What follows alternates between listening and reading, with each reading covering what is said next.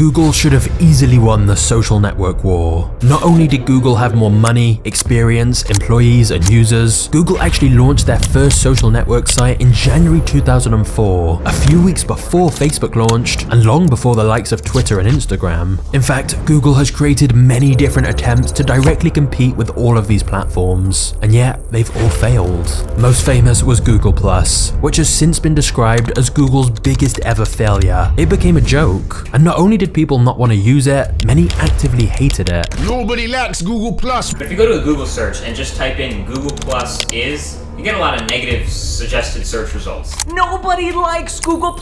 Nobody uses it. It's like a synonym for a failed social network. So what was the real reason Google+ failed? With the help of leaked emails and interviews, in this video we'll explore behind the scenes of the rise and fall of Google+. Because Google is a company that has achieved such ridiculously impressive things. From organizing the internet with search, to indexing the world's books, mapping the planet, and creating countless innovative and helpful products. And yet, when it comes to building a social network to rival Facebook, Google has repeatedly failed spectacularly. Now, technically you could say YouTube is a social network, but it's obviously more of a video platform than friends connecting and sharing updates, which is why Google spent so much money trying to make Google+ work. So let's go on a journey into the inner workings of Google and find out the truth.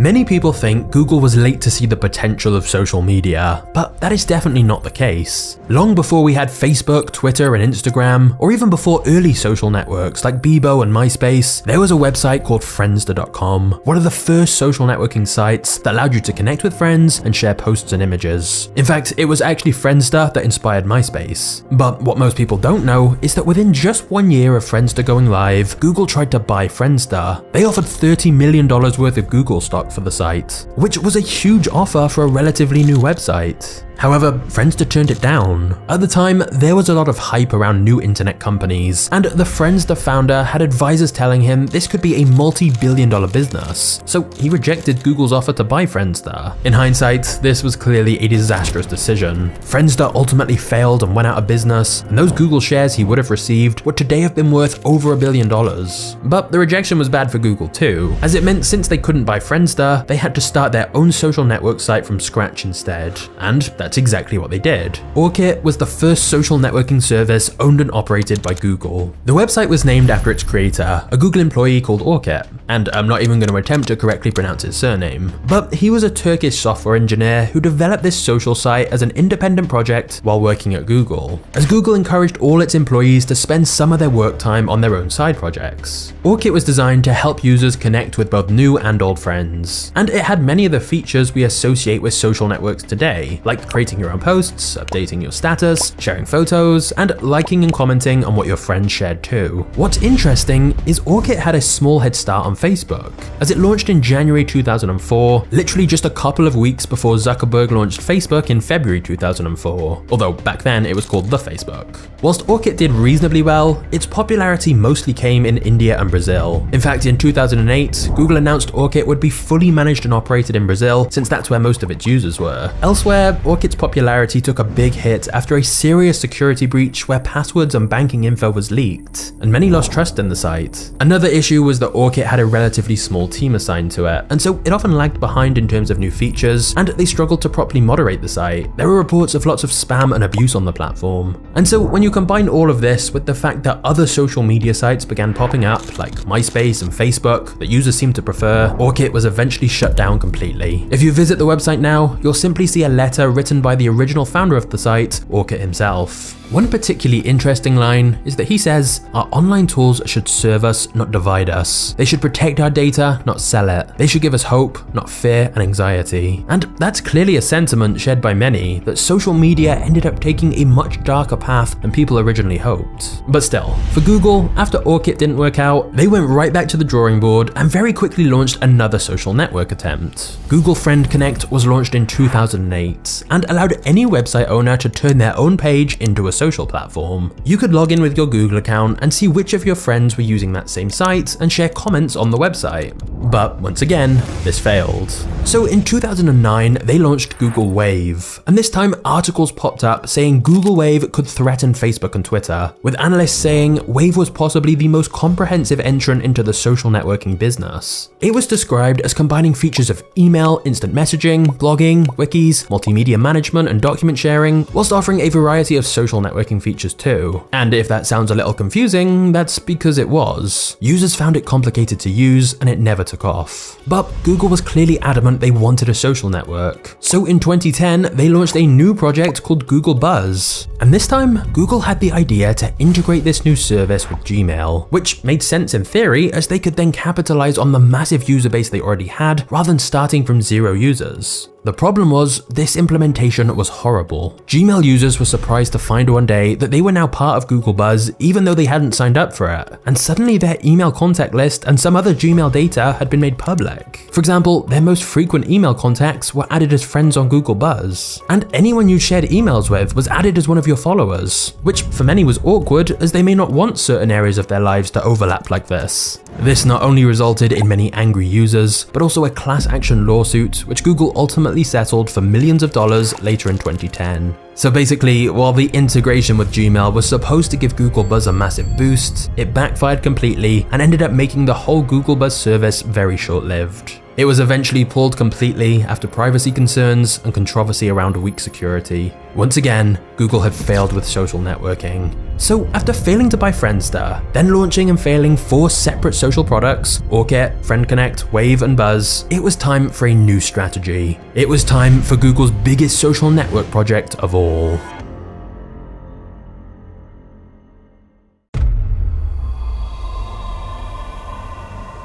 In 2010, Google was growing increasingly concerned about Facebook. Facebook was consuming more and more of users' time online, and the average minutes per visitor was increasing faster for Facebook than Google. Not just that, but Facebook's ad model had potential to really hurt Google's ad business. In many ways, Facebook had created the best ad machine possible. Users voluntarily told Facebook exactly who they were, what they liked, and what their interests were, and thus for advertisers, they were willing to pay a lot of money. Because with Google Ads, you could reach people who are already actively searching for something, but with Facebook, you could advertise to exactly your ideal customer and introduce them to things they didn't even know they wanted yet. And as if this wasn't worrying enough for Google, Facebook was growing so fast that they were poaching quite a lot of Google's top employees from them. So the fear of Facebook moved Google into action. It was time to take social networking much more seriously. And it was really a man named Vik Gundotra who was the driving force behind Google+.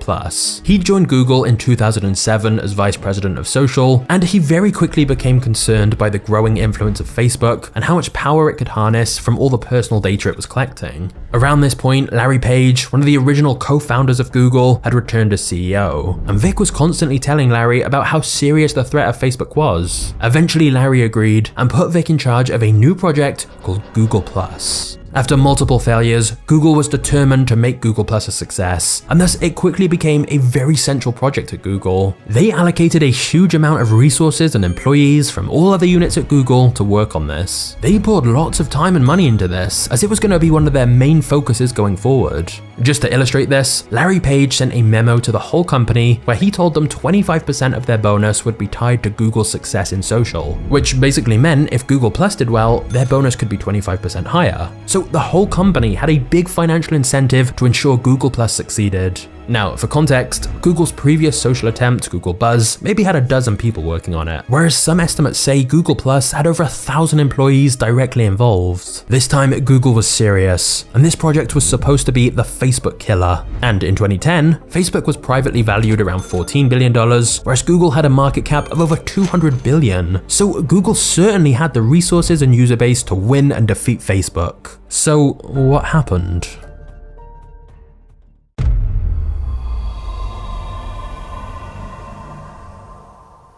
Google+ officially launched in 2011, and at first look, it had potential. Google Plus had many of the hallmarks we associate with social networks today. You could post updates, share photos and comments, and send direct messages. In fact, there were even group video chats called Hangouts. But one of the most unique parts about Google Plus was a core feature called Circles, which allowed users to group their contacts into specific categories and control what content they saw. So for example, you could have one circle for family, one for coworkers, one for close friends, one for casual acquaintances you met at an event years ago, and so on. So when you post that drunk club photo of yourself, you could choose to just share it with your friend circle rather than literally everyone you've ever connected with. You could even have a circle specifically for business contacts, so you can share your marketing posts with them without spamming your friends and family who aren't interested. And so this circles concept seemed like a cool idea, instead of just lumping everyone together equally as friends or followers like on other platforms. Another feature of Google Plus was Sparks, where you could find content you're interested in and then share with your circles. Google Plus was also designed to integrate with other Google services, including search and email. Basically, Google wanted to unify everything, so people would have one single identity across the whole web.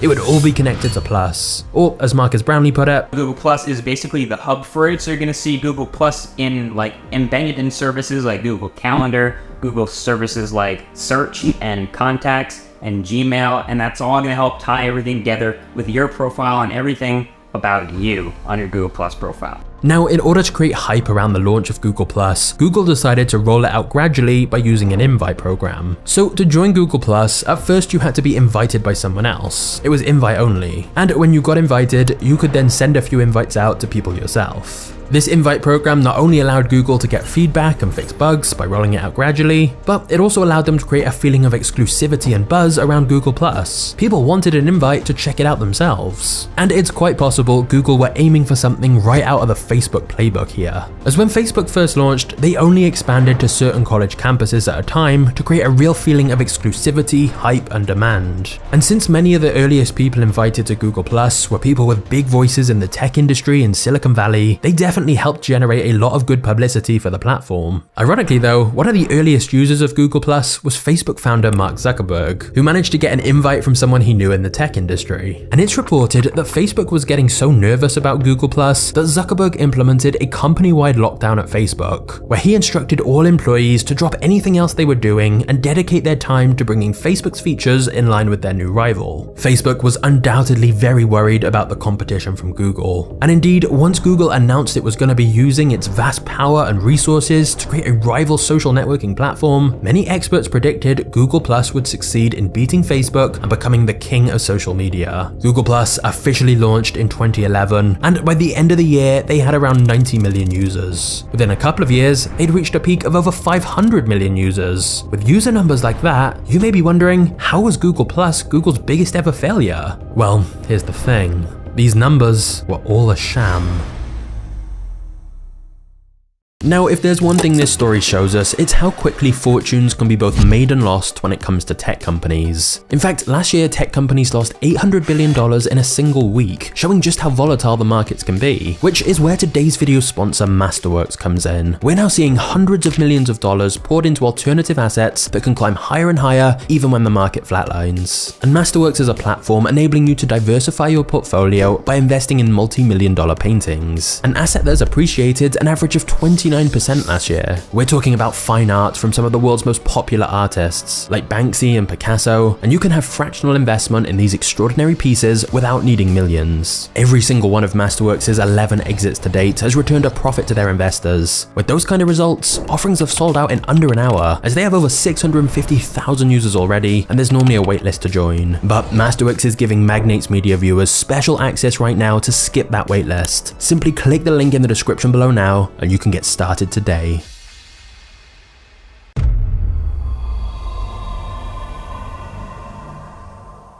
It soon became clear that many of the things that first looked like positives for Google were in fact negatives. Firstly, whilst Google's invite-only method of launching the site worked kinda well at first to create intrigue, they seemed to wait too long before opening it to the masses, because by the time they did open Google Plus to everyone, a lot of that initial hype and intrigue had already died down. And worst of all, because Google Plus access was so limited at first, the people who did get invites didn't necessarily have many contacts to speak with on the platform. You knew the person who'd invited you, and the few people you'd invited yourself with your limited amount of invites, but unlike other social media where all your friends were on it, it, Google Plus's long invite-only system meant there weren't a lot of people you knew on the site. And the key to any social media is the network effect, where the platform becomes more valuable the more people that use it. But with Google Plus, barely anyone you knew was actually on it or actively posting. So Google Plus was already facing a big uphill battle. As if all your friends are already in a different place than we're used to, where's the incentive for you to switch to this new site that seems to just offer a similar thing but with less people and less posts? And this was just the start of countless problems. In July 2011, Google Plus began forcing users to identify themselves using their full real names, and some accounts were suspended if they tried to use a private username instead. The issue with this was that Google Plus connected to other Google services, and many people didn't want their real name associated with everything they did. The most notorious example of this was when Google made it compulsory for viewers on YouTube to make a Google Plus account if they wanted to like or comment on any videos. So people who'd been using YouTube for years were suddenly now forced into using a separate service they didn't want to use just to be able to continue commenting on YouTube.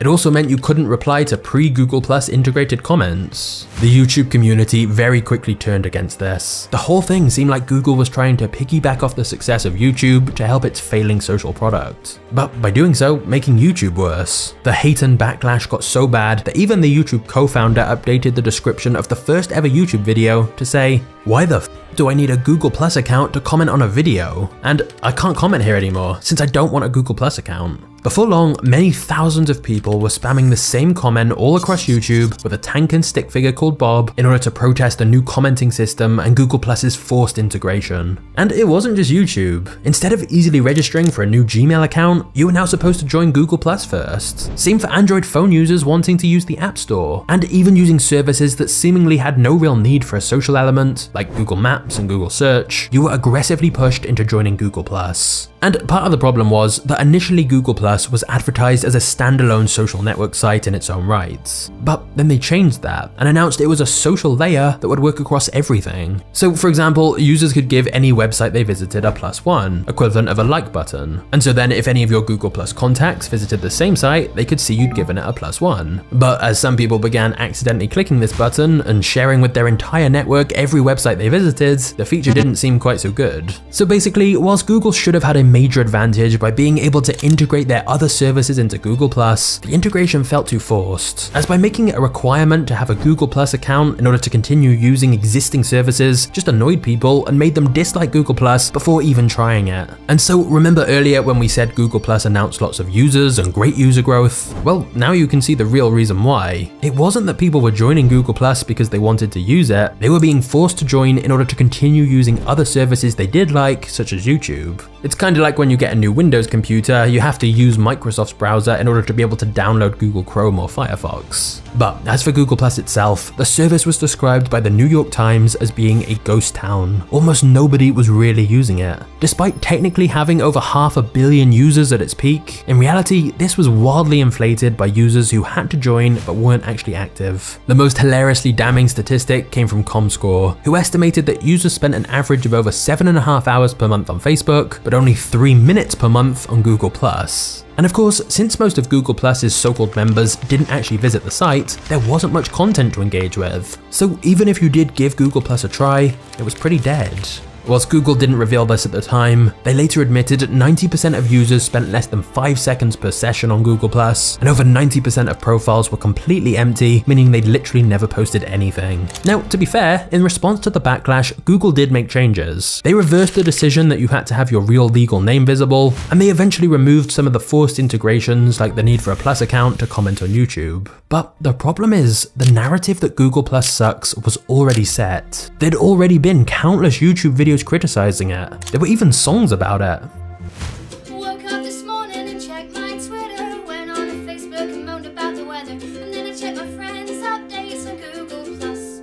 Wait, no I didn't, because it sucks. And so Google Plus was already tarnished from the start because of the bad initial experience people had, and thus it became fun to hate or mock. Many didn't even give it a chance, because back then the narrative was Facebook was the cool place all your friends were, whereas Google Plus was just ruining other popular services and nobody really used it. Narratives are always oversimplistic, of course, but they are powerful. Ironically, right now the narrative has changed against Facebook, as it's now that younger people don't care about Facebook, Facebook has a bad record with user data, and so on. But back then, even if Google Plus did have real potential, most people had already made their minds up about it based on early bad impressions. Of course, some people did give Google Plus a fair try, and whilst the minority liked it, one of the biggest issues was that it didn't really offer much that was new or distinctive from other social platforms. Many critics argued it was too similar to Facebook and didn't offer anything truly unique. It was almost like Google Plus focused more on defeating Facebook than providing a fresh and exciting social experience that people actually enjoyed.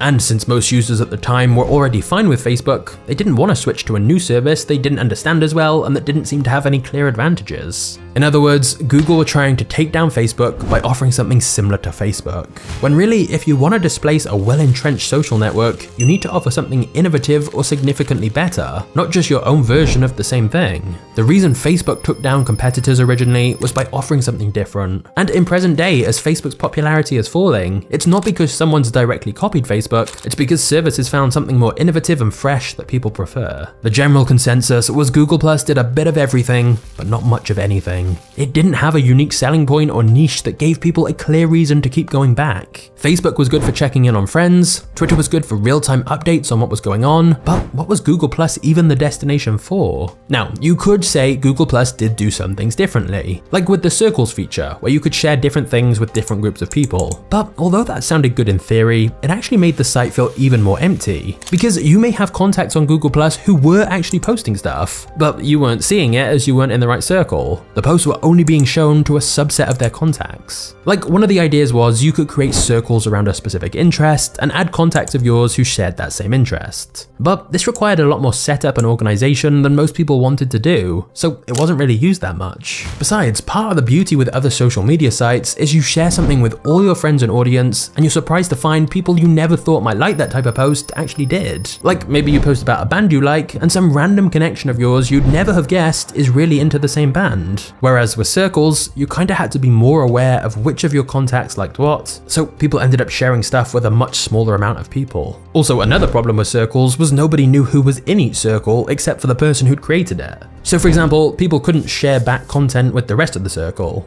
whereas Facebook's group functionality was actually a lot better for building a community. And to make matters worse, many users found Google Plus confusing and difficult to navigate. The mobile version was harder to use than Facebook, Instagram, or Twitter, and it just didn't seem as fun to use. Also, another idea that seemed promising, but actually wasn't, was that Google Plus initially stopped brands and businesses creating their own Google Plus accounts in order to ensure all the content was from individual people instead. Again, interesting idea, but in reality, it just meant way less content, further adding to Google Plus's ghost town reputation. Internally at Google, given the huge amounts of time, money, and staff put into Google Plus, it even seems like some within the company resented it, especially since some of the teams would have been forced to compromise their own service. For example, I doubt the team working on YouTube necessarily wanted to integrate Google Plus. However, since a huge amount of the employee annual bonus depended on whether Google Plus hit its user targets, employees ended up pushing the service on people, including friends and family, instead of prioritizing user experience first. Meanwhile, as the pressure and negativity around Google Plus mounted, Vik Gandotra, who'd been leading the project, grew more and more stressed, often staying up all night to work on the platform and pushing the team to their limits. But after a reported rift between Vik and other senior Google members, in 2014, Vik Gandotra left the company, essentially abandoning his own project. And just to add insult to injury for Google, remember how one of the very first people to sign up for Google Plus was Mark Zuckerberg? Well, Zuckerberg ended up getting more followers on Google Plus than Google's own CEO at the time, Larry Page. But perhaps the final nail in the coffin was when Google Plus faced a major security breach that exposed the personal data of over 50 million users. The breach was caused by a bug in the platform's API that allowed third-party apps to access private user data without permission. Google Plus were accused of initially trying to cover up the breach, and so there was even more criticism when it was finally revealed what happened.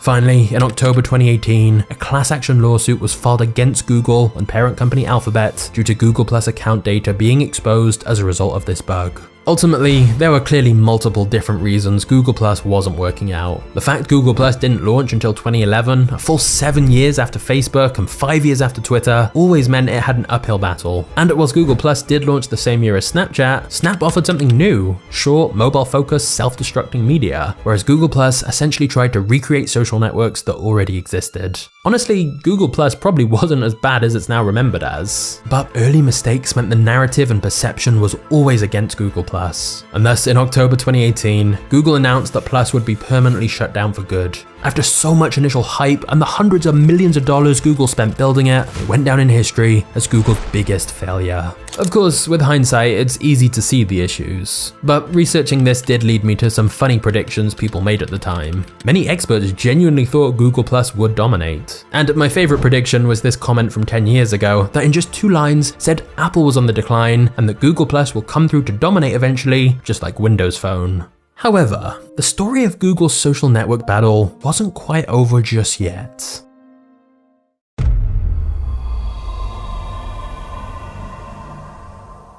By 2019, Google Plus was officially shut down to consumers, and anything you had on Google Plus was transferred to the relevant standalone application. Like photos you had on Google Plus were moved to a standalone product called Google Photos. And in fact, several features of Google Plus, like the video Hangouts, have become separate Google services that have continued to be useful. However, following the closure of Google Plus, former Google employee Morgan Knudsen posted a brutal series of tweets, saying, "Now that Google Plus has been shuttered, I should air my dirty laundry on how awful the project and exec team was. I'm still pissed about the bait and switch they pulled by telling me I'd be working on Chrome, then putting me on this godforsaken piece of ass on day one." According to Knudsen, every team worked separately on their own part of the project, and there was a major lack of unity or grand vision. Interestingly though, shortly after Google Plus was shut down, Google once again attempted to launch a social network. This time a service called Shoelace, which I'm willing to bet most people have never even heard of. The idea with this was to go for a much more low-key approach, and instead of trying to do everything all at once like they'd done with Plus, Shoelace would simply focus on connecting people to local things happening in their own city. So maybe this would finally be Google's social network success. Spoiler alert, it wasn't.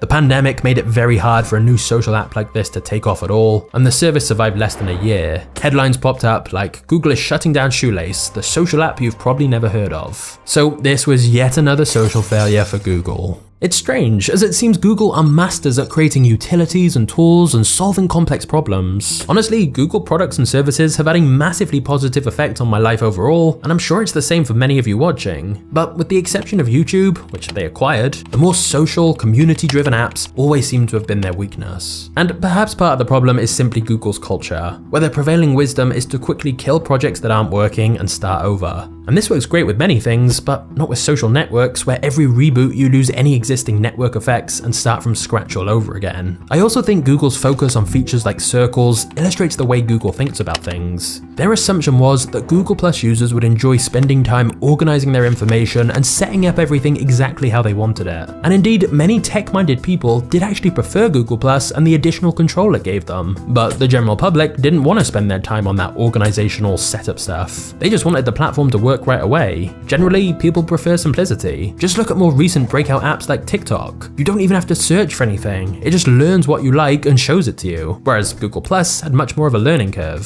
For example, another core feature of Google Plus was Sparks, that required you to actively search for things you were interested in and do the work yourself. Again, it gave you more control, it just wasn't what the average social network user wanted. And so now we know how Google lost, let's find out why MySpace lost. Because MySpace was hugely popular and had a massive lead over Facebook, but there was a key reason it all fell apart. Just click this video to find out what that was. I'll see you there. Cheers.